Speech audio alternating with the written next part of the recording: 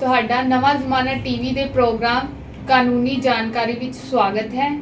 ਅੱਜ ਅਸੀਂ ਜਾਇਦਾਦ ਦੀ ਵੰਡ ਬਾਰੇ ਗੱਲਬਾਤ ਕਰਾਂਗੇ ਜੋ ਦੀਵਾਨੀ ਅਦਾਲਤਾਂ ਰਾਹੀਂ ਹੁੰਦੀ ਹੈ। ਆਓ ਐਡਵੋਕੇਟ ਗੁਰਮੀਤ ਸਿੰਘ ਸ਼ੁਗਲੀ ਜੀ ਨਾਲ ਇਸ ਬਾਰੇ ਗੱਲਬਾਤ ਕਰਦੇ ਹਾਂ। ਸਰ, ਤੁਹਾਡਾ ਇਸ ਚੈਨਲ ਵਿੱਚ ਸਵਾਗਤ ਹੈ। ਸਰ, ਪਿੰਡਾਂ ਵਿੱਚ ਜਿਹੜੀ ਜ਼ਮੀਨ ਲਾਲ ਲਕੀਰ ਅੰਦਰ ਆਉਂਦੀ ਹੈ ਉਸ ਦੀ ਵੰਡ ਕੌਣ ਕਰਦਾ ਹੈ? ਦੇਖੋ ਜੀ ਕਿ ਜਿਹੜੇ ਪਿੰਡ ਵਿੱਚ ਦੋ ਤਰ੍ਹਾਂ ਦੀ ਜਾਇਦਾਦ ਹੁੰਦੀ ਆ, ਦੋ ਤਰ੍ਹਾਂ ਦੀ ਜ਼ਮੀਨ ਹੁੰਦੀ ਆ।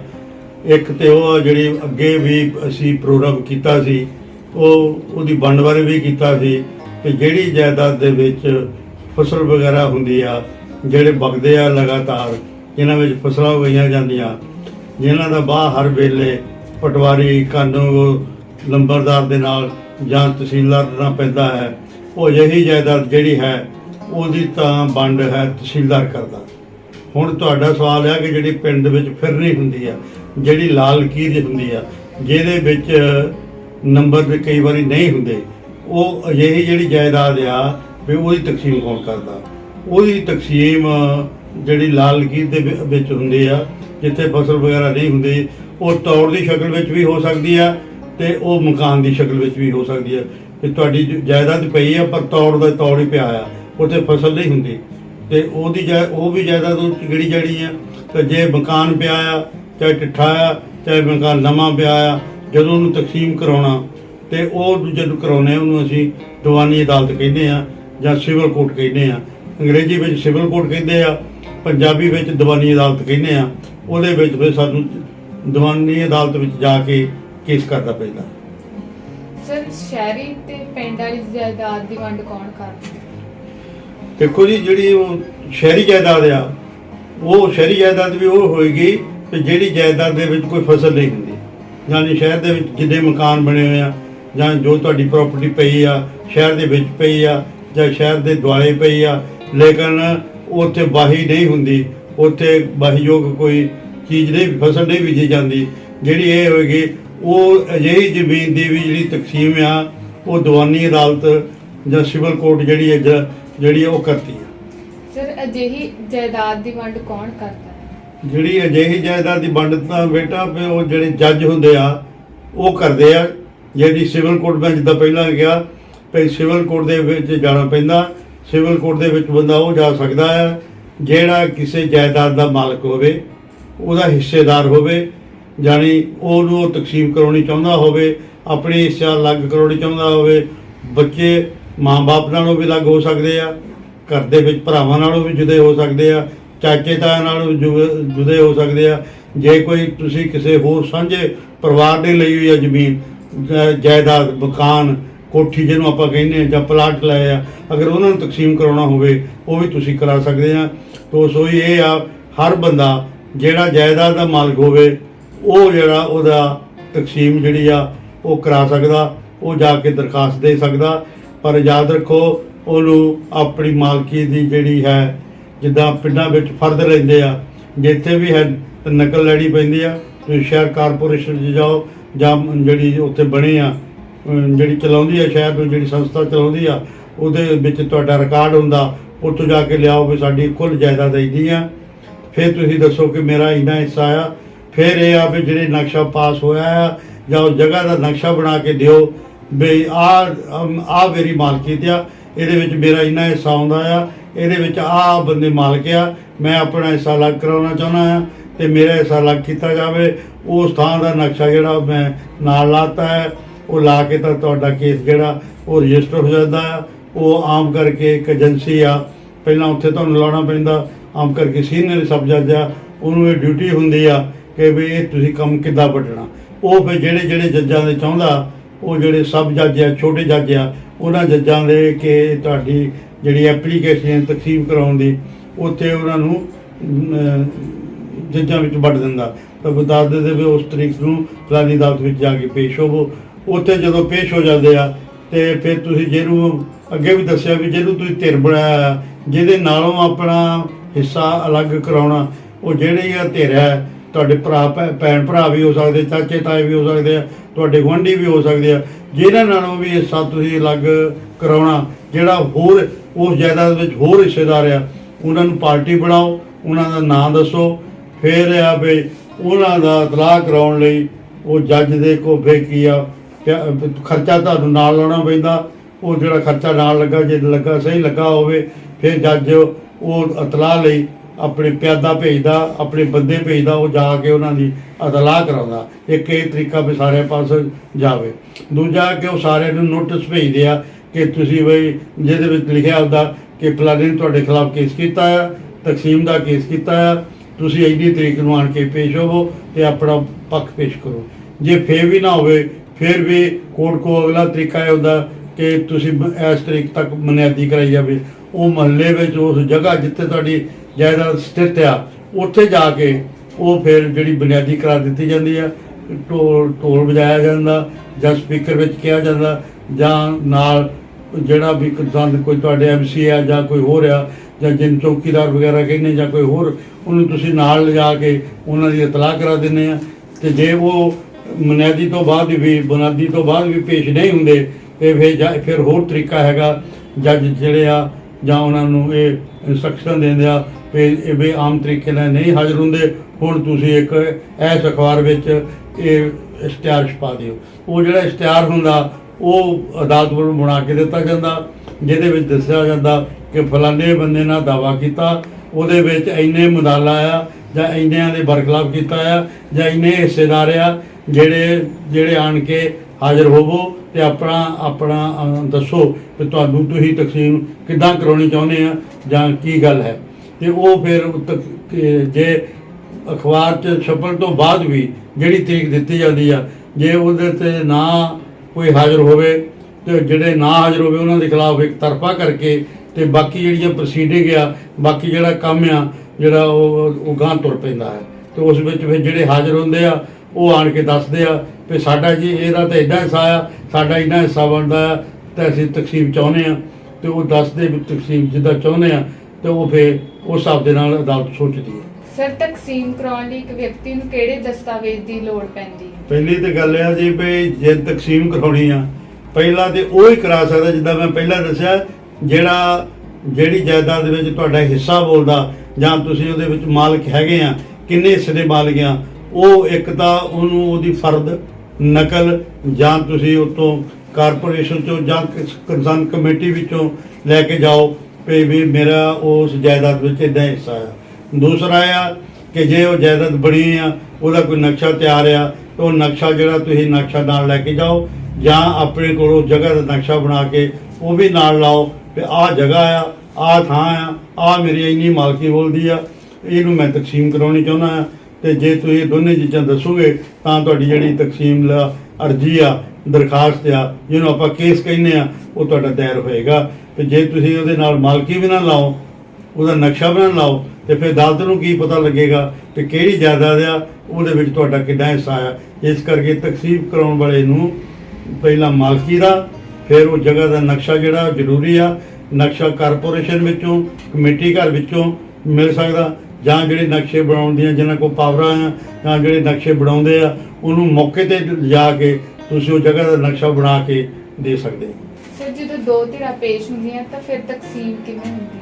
ਦੇਖੋ ਜੀ ਵੀ ਜਦੋਂ ਦੋਨੇ ਧਿਰਾਂ ਦਾ ਮਤਲਬ ਆ ਵੀ ਜਿਹੜਾ ਕੇਸ ਕਰਨ ਵਾਲਾ ਤੇ ਜਿੰਨੇ ਉਹਨੇ ਮੰਦਾਲਾ ਜਾਂ ਡਿਫੈਂਡੈਂਟ ਬਣਾਇਆ ਜਾਂ ਅਦਾਲਤ ਜਿਹਦੇ ਬਰਖਲਾਫ ਕਰ ਦਿੰਦੀ ਆ, ਜਦੋਂ ਮਤਲਬ ਸਾਰੇ ਧਿਰਾਂ ਪੇਸ਼ ਹੋ ਜਾਂਦੀਆਂ ਜਾਂ ਜਿਹਦੇ ਖਿਲਾਫ ਐਕਸ ਪਾਰਟੀ ਨਹੀਂ ਪੇਸ਼ ਹੁੰਦਾ, ਉਹਨੂੰ ਛੱਡ ਕੇ ਜਿੰਨੀਆਂ ਧਿਰਾਂ ਪੇਸ਼ ਹੁੰਦੀਆਂ, ਫਿਰ ਉਹਨਾਂ ਨੂੰ ਪੁੱਛਿਆ ਜਾਂਦਾ ਵੀ ਤਕਸੀਮ ਕਿੱਦਾਂ ਕਰਾਉਣੀ ਹੈ। ਉਹ ਕਈ ਵਾਰੀ ਤੇ ਪਲਾਟ ਖਾਲੀ ਪਿਆ ਹੁੰਦਾ, ਉਹ ਕਹਿੰਦੇ ਸਾਨੂੰ ਵੰਡਿਆ ਜਾਵੇ, ਤਾਂ ਜਿਹਨੂੰ ਦੂਰ ਕਰਨਾ ਉਹਨੂੰ ਰਾਹ ਲਾਇਆ ਜਾਵੇ, ਰਾਹ ਇੰਨਾ ਹੀ ਚੌੜਾ ਲਾਇਆ ਜਾਵੇ, ਸਾਂਝੇ ਥਾਂ 'ਚੋਂ ਕੱਟਿਆ ਜਾਵੇ, ਉਹ ਵੀ ਇੱਕ ਬਣਾਇਆ ਜਾਂਦਾ ਤਰੀਕਾ। ਦੂਸਰਾ ਕਈ ਵਾਰੀ ਹੁੰਦਾ ਕਿ ਅਸੀਂ ਆਲਰੇਡੀ ਆਪਣੇ ਮਕਾਨ ਬਣਾਏ ਹੋਏ ਆ ਜੀ, ਕੁਛ ਉਹਦੇ ਵਿੱਚ ਵਾਧਾ ਘੱਟ ਆਇਆ, ਉਹ ਕਰਕੇ ਤਾਂ ਸਾਡੀ ਤਕਸੀਮ ਕੀਤੀ ਜਾਵੇ। ਤਾਂ ਫਿਰ ਪਹਿਲੀ ਡਿਗਰੀ ਜਦੋਂ ਤੁਹਾਡੀ ਗੱਲ ਤੁਹਾਡੇ ਹਿੱਸੇ ਦਾ ਕੋਈ ਝਗੜਾ ਨਹੀਂ ਰਹਿੰਦਾ ਵੀ ਤੁਹਾਡਾ ਹਿੱਸਾ ਇੰਨਾ ਆ, ਨਕਸ਼ਾ ਠੀਕ ਨਿਕਲਦਾ, ਤੁਸੀਂ ਵੰਡ ਚਾਹੁੰਦੇ ਆ, ਉਹਦੇ ਬਾਰੇ ਬਿਆਨ ਦੇ ਦਿੰਦੇ ਆ, ਤੁਹਾਡੇ ਆਪਸ ਵਿੱਚ ਇਸ ਗੱਲ ਦਾ ਕੋਈ ਝਗੜਾ ਨਹੀਂ ਰਹਿੰਦਾ, ਤਾਂ ਫਿਰ ਜਿਹੜੀ ਅਦਾਲਤ ਹੈ, ਦੀਵਾਨੀ ਅਦਾਲਤ ਆ, ਸਬ ਜੱਜ ਆ, ਉਹ ਇੱਕ ਡਿਗਰੀ ਪਾਸ ਕਰਦਾ ਜਿਹਨੂੰ ਅਸੀਂ ਪ੍ਰੀਲਿਮਿਨਰੀ ਡਿਗਰੀ ਕਹਿੰਦੇ ਆ। ਜਦੋਂ ਪਹਿਲੀ ਮੁੱਢਲੀ ਡਿਗਰੀ ਪਾਸ ਹੋ ਜਾਂਦੀ ਆ, ਫਿਰ ਹੈ ਕਿ ਤੁਹਾਨੂੰ ਦੁਬਾਰਾ ਕੇਸ ਪੇ ਕਰਨਾ ਪੈਂਦਾ ਕਿ ਆਹ ਡਿਗਰੀ ਪਾਸ ਹੋ ਗਈ ਸਾਡੀ ਜੀ, ਇਹਦੇ ਵਿੱਚ ਸਾਡੇ ਹਿੱਸੇ ਡਿਟਰਮਿੰਡ ਹੋ ਗਏ ਆ, ਪਾਰਟੀਆਂ ਵੀ ਡਿਟਰਮਿੰਡ ਹੋ ਗਏ, ਆ ਹਿੱਸੇਦਾਰ ਆ, ਇਸ ਹਿੱਸੇਦਾਰ ਦੇ ਇੰਨਾ ਹੀ ਬਣਦਾ ਹਿੱਸਾ, ਇਹਦਾ ਇੰਨਾ ਹਿੱਸਾ ਬਣਦਾ, ਇਹਦਾ ਇੰਨਾ ਹਿੱਸਾ ਬਣਦਾ। ਹਿੱਸਿਆਂ ਬਾਰੇ ਕੋਈ ਝਗੜਾ ਨਹੀਂ, ਜਾਇਦਾਦ ਬਾਰੇ ਕੋਈ ਝਗੜਾ ਨਹੀਂ ਧਿਰਾਂ ਦੇ ਵਿੱਚ। ਇਹਨੂੰ ਤਕਸੀਮ ਹੁਣ ਫਾਈਨਲ ਕੀਤੀ ਜਾਵੇ ਤਾਂ ਫਿਰ ਜਦੋਂ ਤੁਸੀਂ ਕਹਿੰਦੇ ਆ, ਉਸ ਤੋਂ ਬਾਅਦ ਫਿਰ ਅਦਾਲਤ ਜਿਹੜੀ ਆ ਉਹ ਮੁੜ ਕੇ ਉਹਨਾਂ ਦੀ ਇਤਲਾਹ ਕਰਾਉਂਦੀ ਆ, ਕਿਉਂਕਿ ਜਦੋਂ ਤੁਹਾਡੇ ਸਿਬ ਕਰ ਲੋਗੇ ਕੋਈ ਧਿਰ ਵੀ ਫਿਰ ਕਹਿ ਸਕਦੀ ਹੈ ਕਿ ਹੁਣ ਤਕਸੀਮ ਕੀਤੀ ਜਾਵੇ। ਤਾਂ ਜਦੋਂ ਤੁਸੀਂ ਕਰਦੇ ਆ ਤਾਂ ਤਕਸੀਮ ਲਈ ਕਰਦੇ ਆ, ਫਿਰ ਉਹ ਇੱਕ ਲੋਕਲ ਕਮਿਸ਼ਨ ਮੁਕੱਰਰ ਕਰਦੇ ਆ, ਜਿਹੜਾ ਇਹ ਜਾਣਦਾ ਹੋਵੇ ਥਾਂ ਕਿੰਨਾ ਬਣਨਾ। ਉਹਦੇ ਵਿੱਚ ਕਈ ਵਾਰੀ ਰਿਟਾਇਰ ਕਾਨੂੰਗੋ, ਰਿਟਾਇਰ ਤਹਿਸੀਲਦਾਰ ਜਾਂ ਹੋਰ ਬੰਦੇ ਜਿਹੜੇ ਅਜਿਹਾ ਕੰਮ ਕਰਦੇ ਆ, ਜਿਹੜੇ ਪਰਮੈਸ਼ ਦਾ ਕੰਮ ਕਰਦੇ ਆ, ਜਿਹੜੇ ਨਕਸ਼ਾ ਬਣਾਉਣ ਦਾ ਕੰਮ ਕਰਦੇ ਆ, ਜਿਹੜੇ ਇੱਦਾਂ ਦਾ ਹਿਸਾਬ ਕਿਤਾਬ ਉਸਦਾ, ਜਿਹੜੇ ਉਹਨਾਂ ਦੇ ਪੈਨਲ 'ਤੇ ਹੁੰਦੇ ਆ, ਜਿਹੜੇ ਮਤਲਬ ਇਸ ਕੰਮ ਦਾ ਪੂਰੀ ਤਰ੍ਹਾਂ ਫਿੱਟ ਹੁੰਦੇ ਆ, ਉਹਨਾਂ ਨੂੰ ਲੋਕਲ ਕਮਿਸ਼ਨ ਨੂੰ ਮੁਕੱਰਰ ਕਰ ਦਿੱਤਾ ਜਾਂਦਾ। ਉਹ ਮੌਕੇ 'ਤੇ ਜਾਂਦਾ, ਧਿਰਾਂ ਉੱਥੇ ਹਾਜ਼ਰ ਹੁੰਦੀਆਂ, ਉਹ ਮੌਕਾ ਦੇਖ ਕੇ ਕਹਿੰਦੇ ਵੀ ਤੁਸੀਂ ਇੱਦਾਂ ਕਰ ਲਓ, ਇੱਦਾਂ ਕਰ ਲਓ, ਇੱਦਾਂ ਕਰ ਲਓ। ਉਹ ਤਰੀਕੇ ਸਮਝਾਉਂਦੇ ਆ, ਜੇ ਮੰਨ ਜਾਣ ਤਾਂ ਉਸ ਤਰੀਕੇ ਦੇ ਨਾਲ ਉਹ ਨਕਸ਼ਾ ਬਣਾ ਕੇ ਉਹਨਾਂ ਦਾ ਰਕਬਾ ਪੂਰਾ ਕਰਕੇ ਅਤੇ ਉਹ ਫਿਰ ਜੱਜ ਨੂੰ ਦਿੰਦਾ ਵੀ ਇਹਨਾਂ ਦੀ ਮਹਾਰਾਜ ਸਹਿਮਤੀ ਹੋ ਗਈ ਆ, ਇਸ ਗੱਲ 'ਤੇ ਸਾਰੇ ਇਸ ਗੱਲ 'ਤੇ ਸਹਿਮਤ ਆ ਥਾਂ ਅਸੀਂ ਇਹਨੂੰ ਪਲੇਂਟਿਫ ਨੂੰ ਮਦਈ ਨੂੰ ਦਿੱਤਾ ਆ ਥਾਂ ਬਾਕੀਆਂ ਨੂੰ ਦਿੱਤਾ ਆ, ਅਤੇ ਇਸ ਤਰ੍ਹਾਂ ਦੀ ਤਕਸੀਮ ਹੋ ਜਾਂਦੀ ਹੈ।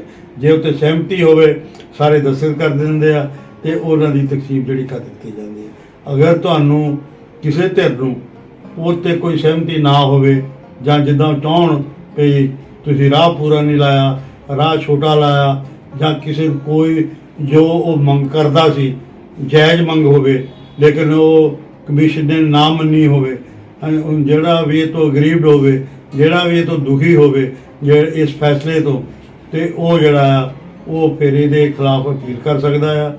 ਅਪੀਲ ਆ ਉਹ ਡਿਸਟ੍ਰਿਕਟ ਜੱਜ, ਜਿਹਨੂੰ ਅਸੀਂ ਦੂਜੇ ਸ਼ਬਦਾਂ ਵਿੱਚ ਆਮ ਸੈਸ਼ਨ ਜੱਜ ਵੀ ਕਹਿੰਦੇ ਆ, ਉਹ ਸੈਸ਼ਨ ਜੱਜ ਕੋਈ ਡਿਸਟ੍ਰਿਕਟ ਜੱਜ ਜਿਹੜਾ ਉਹੀ ਸੈਸ਼ਨ ਜੱਜ ਹੁੰਦਾ। ਉਹ ਜਿਹੜਾ ਫਿਰ ਡਿਸਟ੍ਰਿਕਟ ਜੱਜ ਆ ਉਹ ਜ਼ਿਲ੍ਹੇ ਦਾ ਸਭ ਤੋਂ ਵੱਡਾ, ਛੋਟੇ ਜੱਜਾਂ ਦੇ ਉੱਪਰ ਲੱਗਾ, ਉਹਦੇ ਕੋਲ ਅਪੀਲ ਹੁੰਦੀ ਆ।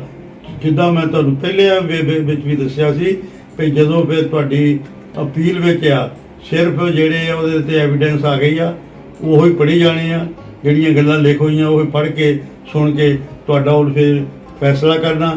ਜਿਹੜੀ ਤੁਸੀਂ ਕਮੀ ਕਹੀ ਆ ਉਹ ਜਿੱਥੋਂ ਤੱਕ ਦੂਰ ਹੋ ਸਕਦੀ ਆ ਉਹ ਫਿਰ ਦੂਰ ਕਰਨ ਦੀ ਕੋਸ਼ਿਸ਼ ਕਰਨਗੇ, ਜੋ ਨਹੀਂ ਹੋ ਸਕਦੀ ਤਾਂ ਉਹ ਦੱਸ ਦੇਣਗੇ ਵੀ ਨਹੀਂ ਹੋ ਸਕਦੀ, ਅਤੇ ਉਹ ਆਪਣਾ ਫੈਸਲਾ ਸੁਣਾ ਦੇਣਗੇ। ਅਗਰ ਉਹ ਕੋਈ ਬੰਦਾ ਉਸ ਫੈਸਲੇ ਤੋਂ ਵੀ, ਡਿਸਟ੍ਰਿਕਟ ਜੱਜ ਦੇ ਫੈਸਲੇ ਤੋਂ ਵੀ ਸੰਤੁਸ਼ਟ ਨਹੀਂ, ਉਹ ਸਮਝਦਾ ਕਿ ਮੇਰਾ ਹਿੱਸਾ ਗਲਤ ਬਣਾਇਆ, ਮੈਨੂੰ ਉੱਥੇ ਚਾਹੀਦਾ ਸੀ, ਮੇਰਾ ਕਰ ਰਿਹਾ ਜਾਂ ਕਰ ਰਿਹਾ, ਅਗਰ ਉਹਦੇ ਵਿੱਚ ਕੋਈ ਕਾਰਨ ਮੌਜੂਦ ਹੋਵੇ ਅਤੇ ਉਹ ਫਿਰ ਹਾਈ ਕੋਰਟ ਜਾ ਕੇ ਅਪੀਲ ਕਰ ਸਕਦਾ। ਜਦੋਂ ਹਾਈ ਕੋਰਟ ਜਾਣਗੇ ਉੱਥੇ ਫਿਰ ਸਾਰੇ ਬਾਕੀ ਭਾਈਵਾਲਾਂ ਦੀ ਇਤਲਾਹ ਕਰਾਈ ਜਾਊਗੀ। ਇਤਲਾਹ ਕਰਾਉਣ ਦੇ ਉਹੀ ਤਰੀਕੇ ਆ, ਨੋਟਿਸ ਆਉਂਦਾ, ਫਿਰ ਮਨਿਆਦੀ ਆ ਜਾਂਦੀ ਆ, ਰਜਿਸਟਰੀ ਨੋਟਿਸ ਤੋਂ ਪਹਿਲਾਂ ਨੋਟਿਸ ਆਉਂਦਾ, ਉਸ ਤੋਂ ਬਾਅਦ ਫਿਰ ਰਜਿਸਟਰੀ ਲਿਫਾਫੇ ਆ ਜਾਂਦੇ ਆ, ਰਜਿਸਟਰੀ ਲਿਫਾਫਿਆਂ ਤੋਂ ਬਾਅਦ ਫਿਰ ਉੱਥੇ ਉਹ ਮਨਾਦੀ ਕਰਾਈ ਜਾਂਦੀ ਆ, ਫਿਰ ਵੀ ਨਾ ਪੇਸ਼ ਹੋਣ ਤਰ੍ਹਾਂ ਤਾਂ ਫਿਰ ਉਹ ਅਖਬਾਰ ਵਿੱਚ ਕਢਾ ਦਿੰਦੇ ਆ। ਉਹ ਅਖਬਾਰ 'ਚ ਕਢਾਉਣ ਤੋਂ ਬਾਅਦ ਵੀ ਜਿਹੜੀ ਤਰੀਕ ਦਿੰਦੇ ਨਾ ਪੇਸ਼ ਹੋਵੇ ਤਾਂ ਉੱਥੇ ਵੀ ਸੁਣਵਾਈ ਸ਼ੁਰੂ ਹੋ ਜਾਂਦੀ ਆ। ਪਰ ਇਹ ਆ ਜਿੱਦਾਂ ਪਹਿਲਾਂ ਵੀ ਦੱਸਿਆ ਕਿ ਜਿਹੜੇ ਕੋਈ ਬਿਆਨ ਹੋਣੇ ਆ ਕਿ ਤੁਹਾਡੀ ਤਕਸੀਮ ਕਿੱਦਾਂ ਚਾਹੀਦੀ ਆ, ਤੁਸੀਂ ਕਿੱਦਾਂ ਚਾਹੁੰਦੇ ਆ, ਇਹ ਜਿਹੜੇ ਬਿਆਨਾਂ ਦਾ ਕੰਮ ਆ ਇਹ ਸਿਰਫ ਛੋਟੀ ਅਦਾਲਤ ਦੇ ਵਿੱਚ ਹੀ ਹੋਣੇ ਆ, ਜਿਹੜੀ ਸਬ ਜੱਜ ਦੀ ਅਦਾਲਤ ਆ, ਜਿੱਥੇ ਤੁਹਾਡਾ ਪਹਿਲਾ ਮੁਕੱਦਮਾ ਸੁਣਿਆ ਜਾਣਾ, ਉੱਥੇ ਤੁਹਾਡੇ ਬਿਆਨ ਵੀ ਹੋਣੇ ਆ, ਲੋੜ ਪੈਣ 'ਤੇ ਉੱਥੇ ਤੁਹਾਡੇ ਦੇ ਜ਼ਿਲ੍ਹਾ ਵੀ ਹੋਣੇ ਆ।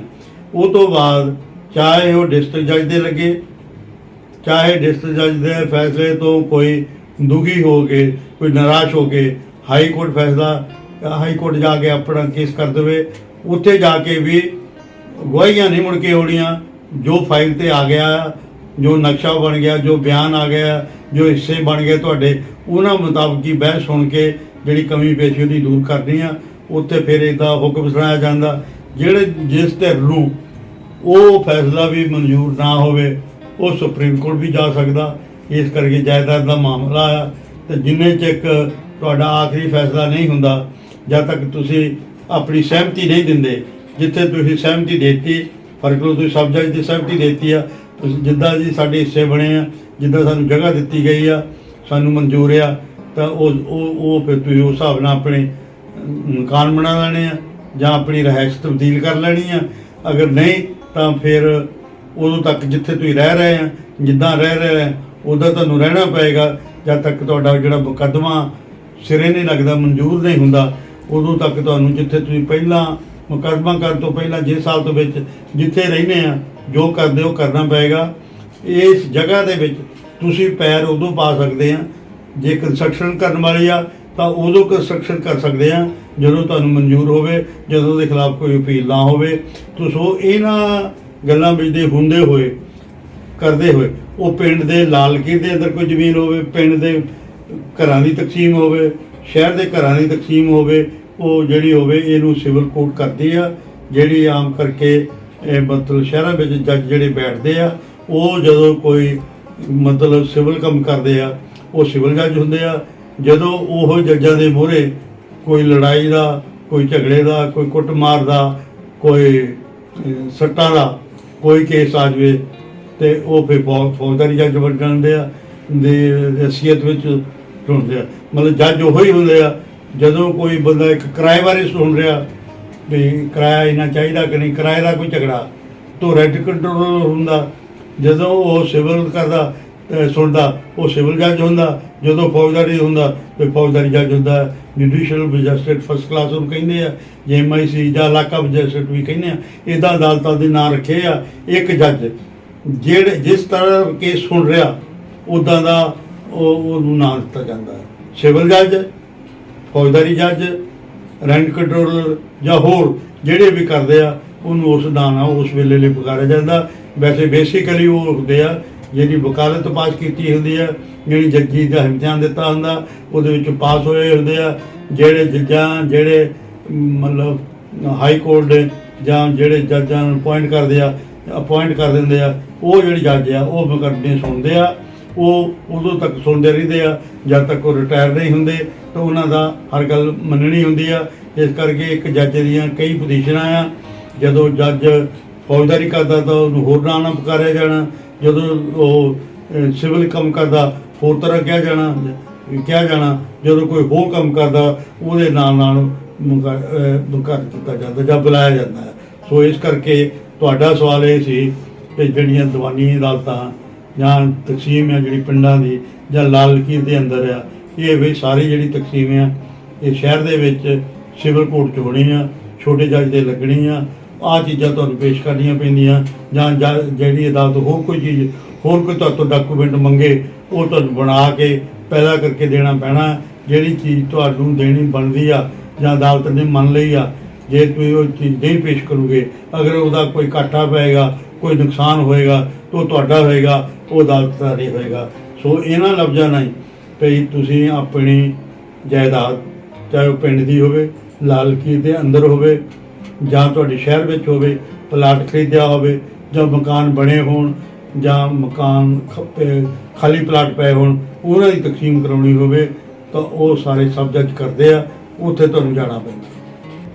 ਸਰ ਮੇਰਾ ਆਖਰੀ ਸਵਾਲ ਇਹ ਹੈ ਕਿ ਅਜਿਹੇ ਕੇਸਾਂ ਦੀ ਜੇ ਤਕਸੀਮ ਕਰਵਾਉਣੀ ਹੋਵੇ ਤਾਂ ਕਿੰਨਾ ਸਮਾਂ ਲੱਗਦਾ ਹੈ? ਦੇਖੋ ਜੀ, ਜਿੱਦਾਂ ਮੈਂ ਤੁਹਾਨੂੰ ਪਹਿਲਾਂ ਪ੍ਰੋਸੀਜਰ ਸਮਝਾਇਆ ਵੀ ਮੰਨ ਲਓ ਵੀ ਦੋ ਭਰਾਵਾਂ ਨੇ ਤਕਸੀਮ ਕਰਾਉਣੀ ਆ, ਇੱਕ ਕੇਸ ਕਰ ਦੇਵੇ, ਸਾਰੇ ਡਾਕੂਮੈਂਟ ਦੇ ਦੇਵੇ, ਉਹਨੂੰ ਸਮਨ ਜਾਣ, ਦੂਜਾ ਹਾਜ਼ਰ ਹੋ ਜਾਵੇ, ਕੋਈ ਟਾਈਮ ਨਹੀਂ ਲੱਗਦਾ, ਫਿਰ ਉਹਨੇ ਤਕਸੀਮ ਸ਼ੁਰੂ ਕਰ ਦੇਣੀ ਹੈ। ਜੇ ਤੁਸੀਂ ਤਕਸੀਮ ਕਰਾਉਣੀ ਆ ਉਹ 'ਚ 4 ਭਾਈਵਾਲ ਆ, 5 ਭਾਈਵਾਲ ਆ, ਉਹ ਹਾਜ਼ਰ ਨਹੀਂ ਹੁੰਦੇ ਤਾਂ ਜਿਹੜੇ ਫਿਰ ਤਰੀਕੇ ਤੁਹਾਨੂੰ ਮੈਂ ਦੱਸਿਆ, ਪਹਿਲਾਂ ਸਮਨ ਜਾਣੇ ਆ, ਫਿਰ ਨਾ ਕੋਈ ਪੇਸ਼ ਹੋਇਆ ਫਿਰ ਨੋਟਿਸ ਜਾਣੇ ਆ, ਜੇ ਫਿਰ ਨਾ ਪੇਸ਼ ਹੋਇਆ ਫਿਰ ਮਨਿਆਦੀ ਹੋਣੀ ਆ, ਫਿਰ ਨਾ ਕੋਈ ਪੇਸ਼ ਹੋਵੇ ਫਿਰ ਅਦਾਲਤ ਨੇ ਉਹ ਅਖਬਾਰ 'ਚ ਛਪਾਉਣਾ, ਮਹੀਨੇ ਦਾ, 3 ਹਫ਼ਤੇ ਦਾ, 1.5 ਮਹੀਨੇ ਦਾ ਉਹਨੂੰ ਟਾਈਮ ਦੇਣਾ, ਫਿਰ ਦੇਖਣਾ ਵੀ ਕੋਈ ਧਿਰ ਬਾਹਰ ਤਾਂ ਨਹੀਂ ਰਹਿੰਦੀ, ਉਹਨੂੰ ਉਸ ਹਿਸਾਬ ਦੇ ਨਾਲ ਟਾਈਮ ਦੇਣਾ। ਉਹ ਉਸ ਕਰਕੇ ਇਹ 'ਚ ਕੋਈ ਸਮਾਂ ਜਿਹੜਾ ਨਾ ਉਹ ਨਿਯੁਕਤ ਨਹੀਂ ਕੀਤਾ ਜਾ ਸਕਦਾ। ਇਹਦੇ ਵਿੱਚ ਜ਼ਿਆਦਾ ਦੇਰ ਵੀ ਲੱਗ ਸਕਦੀ ਆ। ਜਦੋਂ ਤੁਸੀਂ ਕਰਦੇ ਕਈ ਵਾਰੀ ਤੁਹਾਡਾ ਵਕੀਲ ਨਹੀਂ ਹੁੰਦਾ, ਕਈ ਵਾਰੀ ਦੂਜੀ ਧਿਰ ਦਾ ਵਕੀਲ ਨਹੀਂ ਹੁੰਦਾ, ਕਈ ਵਾਰੀ ਤੁਹਾਡੀ ਸਿਹਤ ਨਹੀਂ ਠੀਕ ਹੁੰਦੀ, ਕਈ ਵਾਰੀ ਉਹਨਾਂ ਦੀ ਸਿਹਤ ਠੀਕ ਨਹੀਂ ਹੁੰਦੀ, ਕਈ ਵਾਰੀ ਜੱਜ ਦੀ ਸਿਹਤ ਨਹੀਂ ਠੀਕ ਹੁੰਦੀ, ਕਈ ਵਾਰੀ ਅਚਾਨਕ ਛੁੱਟੀ ਆ ਜਾਂਦੀ ਆ, ਕਈ ਵਾਰੀ ਕੋਈ ਬਾਰਿਸ਼ ਜ਼ਿਆਦਾ ਹੋ ਰਹੀ ਆ, ਕੋਈ ਹੋਰ ਕਾਰਨ ਹੋ ਜਾਂਦਾ, ਇਸ ਕਰਕੇ ਇਹਨੂੰ ਕਾਫੀ ਸਮਾਂ ਲੱਗਦਾ। ਸਰ ਇੱਕ ਗੱਲ ਹੋਰ ਸਾਫ਼ ਕਰਿਓ, ਜੇ ਕੋਈ ਧਿਰ ਨਾਬਾਲਗ ਨੂੰ ਪਾਰਟੀ ਬਣਾ ਲਵੇ ਤਾਂ ਉਹ ਕਿਵੇਂ ਕੇਸ ਲੜ ਸਕਦਾ? ਤੁਹਾਡਾ ਬਦਲਿਆ ਵੀ ਜੇ ਕੇਸ ਵਿੱਚ ਕੋਈ ਨਾਬਾਲਗ ਹੋਵੇ ਉਹ ਕੇਸ ਕਿੱਦਾਂ ਲੜ ਸਕਦਾ? ਦੇਖੋ ਪਹਿਲੀ ਗੱਲ ਸਾਫ਼ ਆ ਵੀ ਇੱਕ ਨਾਬਾਲਗ ਜਿਹੜਾ ਜਦ ਤੱਕ ਉਹ ਬਾਲਗ ਨਹੀਂ ਹੁੰਦਾ ਉਹ ਆਪਣਾ ਕੇਸ ਨਹੀਂ ਲੜ ਸਕਦਾ। ਪਰ ਫਿਰ ਵੀ ਕਾਨੂੰਨ ਦੇ ਵਿੱਚ ਇਹ ਪ੍ਰੋਵੀਜ਼ਨ ਆ, ਇਹ ਦੱਸਿਆ ਗਿਆ ਵੀ ਜਿੱਦਾਂ ਕੋਈ ਬੱਚਾ ਨਾਬਾਲਗ ਹੈ ਪਰ ਉਹਦੇ ਹਿੱਸੇ ਦਾ ਮਾਲਕ ਆ, ਉਹਨੂੰ ਵੀ ਪ੍ਰੋਟੈਕਟ ਕਰਨਾ, ਉਹਦੇ ਹਿੱਸੇ ਨੂੰ ਵੀ ਬਚਾਉਣਾ, ਕਿਉਂਕਿ ਉਹਦੀ ਉਮਰ ਨਹੀਂ, ਉਹ ਆਪ ਹਾਜ਼ਰ ਨਹੀਂ ਹੋ ਸਕਦਾ। ਤੇ ਉਹਦਾ ਬਾਪ ਜਿਹੜਾ ਆ ਉਹ ਆਪਣੇ ਬੱਚੇ ਦਾ ਬਾਪ ਜਿਹੜਾ ਆ ਉਹ ਜਾ ਕੇ ਤੇ ਉਹਦਾ ਗਾਰਡੀਅਨ ਹੁੰਦਾ ਤੇ ਉਹ ਕੇਸ ਲੜ ਸਕਦਾ। ਹੁਣ ਹੋ ਸਕਦਾ ਕਿ ਬਾਪ ਨਾ ਹੋਵੇ, ਜੇ ਮਾਂ ਹੋਵੇ ਤੇ ਮਾਂ ਜਾ ਕੇ ਕੇਸ ਲੜ ਸਕਦੀ ਹੈ। ਜੇ ਮੰਨ ਲਓ ਉਹ ਬੱਚੇ ਨੂੰ ਪਾਰਟੀ ਬਣਾਉਣਾ ਜ਼ਰੂਰੀ ਸੀ ਜਾਂ ਅਗਲੇ ਨੇ ਪਾਰਟੀ ਬਣਾ ਲਿਆ ਕਿਉਂਕਿ ਉਹਦੇ ਵਿੱਚ ਹਿੱਸਾ ਸੀਗਾ, ਤਾਂ ਫੇਰ ਆ ਕਿ ਜੇ ਮਾਂ-ਬਾਪ ਹੈ ਨਹੀਂ ਤਾਂ ਫਿਰ ਉਹ ਤੋਂ ਪਹਿਲਾਂ ਕੇਸ ਰੁਕ ਜਾਏਗਾ। ਪਹਿਲਾਂ ਇੱਕ ਗਾਰਡੀਅਨ ਕੋਰਟ ਹੁੰਦੀ ਆ, ਉਹਨੂੰ ਜਾ ਕੇ ਕਹਿਣਾ ਪਏਗਾ ਵੀ ਇਹਦੇ ਖਿਲਾਫ ਕਿਉਂਕਿ ਕੇਸ ਕਰ ਦਿੱਤਾ ਗਿਆ, ਇਹ ਨਾਬਾਲਗ ਹੈ, ਇਹਦਾ ਕੋਈ ਗਾਰਡੀਅਨ ਕੋਰਟ ਮੁਕੱਰਰ ਕਰੇ ਤੇ ਜਿਹੜਾ ਕਿ ਕੇਸ ਲੜ ਸਕੇ। ਉਹ ਫਿਰ ਗਾਰਡੀਅਨ ਕੋਰਟ ਦਾ ਜਿਹੜਾ ਪ੍ਰੋਸੀਜਰ ਹੁੰਦਾ, ਜਿਹੜਾ ਤਰੀਕਾ ਹੁੰਦਾ, ਉਹ ਤਰੀਕੇ ਦੇ ਨਾਲ ਉਹਨੂੰ ਸੁਣ ਕੇ ਜਿਹੜਾ ਉਹਦਾ ਨੀਅਰੈਸਟ ਹੁੰਦਾ, ਜਿਹਦੀ ਦਿਲਚਸਪੀ ਬੱਚੇ ਦੇ ਬਰਖਲਾਫ ਨਹੀਂ ਹੁੰਦੇ, ਜਿਹਦਾ ਇੰਟਰਸਟ ਬੱਚੇ ਦੇ ਬਰਖਲਾਫ ਨਾ ਹੋਵੇ, ਉਹ ਚਾਚਾ ਵੀ ਹੋ ਸਕਦਾ, ਤਾਇਆ ਵੀ ਹੋ ਸਕਦਾ, ਚੜੀ ਉਹਦਾ ਰਿਸ਼ਤੇ 'ਚ ਜੀਜਾ ਵੀ ਲੱਗ ਸਕਦਾ, ਮਾਮਾ ਵੀ ਲੱਗ ਸਕਦਾ, ਫੁੱਫੜ ਵੀ ਲੱਗ ਸਕਦਾ।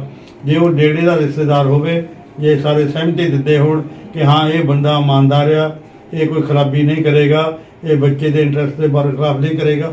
ਵੈਸੇ ਵੀ ਅਦਾਲਤ ਨੇ ਉਹ ਬੱਚੇ ਦਾ ਹੀ ਇੰਟਰਸਟ ਦੇਖਣਾ ਹੁੰਦਾ। ਉਹ ਜੇ ਅਦਾਲਤ ਉਸ ਬੰਦੇ ਨੂੰ, ਪਾਰਟੀਕੂਲਰ ਬੰਦੇ ਨੂੰ ਇਹ ਕਹਿ ਦੇਵੇ ਬਈ ਇਹ ਬੱਚੇ ਦਾ ਇੰਟਰਸਟ ਜਿਹੜਾ ਇਹਦਾ ਆ ਚਾਚਾ ਜਾਂ ਆ ਤਾਇਆ ਜਾਂ ਆਹ ਮਾਮਾ ਜਾਂ ਫੁੱਫੜ ਜੋ ਵੀ ਰਿਸ਼ਤੇਦਾਰ ਆ ਵੀ ਇਹ ਇਹਦਾ ਇੰਟਰਸਟ ਬਾਤ ਕਰ ਸਕਦਾ ਆ, ਉਹ ਜਿਹਨੂੰ ਗਾਰਡੀਅਨ ਬਣਾ ਦੇਣਗੇ। ਉਹ ਐਜ ਏ ਗਾਰਡੀਅਨ ਉੱਥੇ ਪੇਸ਼ ਹੋ ਜਾਏਗਾ, ਜਾ ਕੇ ਅਦਾਲਤ ਨੂੰ ਦੱਸੇਗਾ ਕਿ ਇਹ ਬੱਚਾ ਆਪਣਾ ਕੇਸ ਲੜ ਨਹੀਂ ਸਕਦਾ, ਮੈਂ ਇਹਦਾ ਗਾਰਡੀਅਨ ਹਾਂ, ਮੈਂ ਇਹਦੇ ਇੰਟਰਸਟ ਬਾਤ ਕਰੇਗਾ, ਮੈਂ ਇਹਦੇ ਚੰਗਾ ਮਾੜਾ ਦਾ ਸੋਚਾਂਗਾ। ਉਹ ਜਾ ਕੇ ਪੇਸ਼ ਹੋ ਕੇ ਉਹਦਾ ਮੁਕੱਦਮਾ ਲੜ ਸਕਦਾ ਆ। ਉਹਦੇ ਵਿੱਚ ਅਦਾਲਤ ਨੇ ਵੀ ਸੋਚਣਾ ਹੁੰਦਾ ਕਿ ਜਦ ਤੱਕ ਮੇਜਰ ਨਹੀਂ ਹੁੰਦਾ ਤੇ ਇਹਦੇ ਨਾਲ ਕੋਈ ਐਸੀ ਗੱਲ ਨਾ ਹੋ ਜਾਵੇ, ਕੋਈ ਐਸਾ ਧੱਕਾ ਨਾ ਹੋ ਜਾਵੇ ਬੱਚੇ ਦੇ ਨਾਲ। ਉਹ ਵੀ ਬਹੁਤ ਇੰਟਰਸਟ ਵਾਚ ਕਰਦੇ ਆ। ਬਾਕੀ ਜਿਹੜਾ ਬੰਦਾ ਹੁੰਦਾ ਉਹ ਵੀ ਉਹਦੇ ਇੰਟਰਸਟ ਦੇ ਖਿਲਾਫ ਨਹੀਂ ਜਾਂਦਾ, ਨਾ ਉਹਨੂੰ ਜਾਣਾ ਹੁੰਦਾ ਆ, ਨਾ ਉਹ ਜਾ ਸਕਦਾ ਆ। ਅਗਰ ਜਾ ਸਕਦਾ ਤੇ ਫਿਰ ਉਹਦਾ ਗਾਰਡੀਅਨ ਨਹੀਂ ਹੋ ਸਕਦਾ। ਠੀਕ ਹੈ ਨਾ, ਜਾਣੀ ਇੱਕ ਨਾਬਾਲਗ ਬੱਚੇ ਦਾ ਜਿਹੜਾ ਗਾਰਡੀਅਨ ਮੁਕੱਰਰ ਹੋਇਆ ਆ, ਗਾਰਡੀਅਨ ਮੁਕੱਰਰ ਕਰਕੇ ਅਦਾਲਤ ਵੀ ਫਿਰ ਕੇਸ ਸ਼ੁਰੂ ਕਰ ਸਕਦੀ ਆ ਤੇ ਉਹ ਬੱਚੇ ਦਾ ਇੰਟਰਸਟ ਜਿਹੜਾ ਵਾਚ ਕਰ ਸਕਦੇ ਆ। ਕਾਨੂੰਨ 'ਚ ਲਿਖਿਆ ਆ ਜਿਹੜਾ ਨੀਅਰੈਸਟ ਆ, ਜਿਹੜਾ ਬੱਚੇ ਦੇ ਖਿਲਾਫ ਕੋਈ ਇੰਟਰਸਟ ਨਹੀਂ, ਜਿਹੜਾ ਬੱਚੇ ਦੇ ਵਰਤਾਵ ਸੋਚਦਾ ਨਹੀਂ, ਜਿਹੜਾ ਬੱਚੇ ਦੇ ਭਲੇ ਵਾਸਤੇ ਆ, ਉਹ ਜਾ ਕੇ ਉਹ ਕੇਸ ਲੜ ਸਕਦਾ, ਉੱਥੇ ਆਪਣਾ ਵਕਾਲਤਨਾਮਾ ਦੇ ਸਕਦਾ ਤੇ ਇਸ ਤਰ੍ਹਾਂ ਉਹ ਕੇਸ ਲੜਿਆ ਜਾ ਸਕਦਾ, ਉਹ ਧਿਰ ਬਣ ਸਕਦਾ। ਸੋ ਇਹ ਸੀ ਐਡਵੋਕੇਟ ਗੁਰਮੀਤ ਸਿੰਘ ਸ਼ੁਗਲੀ ਜੀ ਨਾਲ ਵਿਸ਼ੇਸ਼ ਗੱਲਬਾਤ। ਧੰਨਵਾਦ।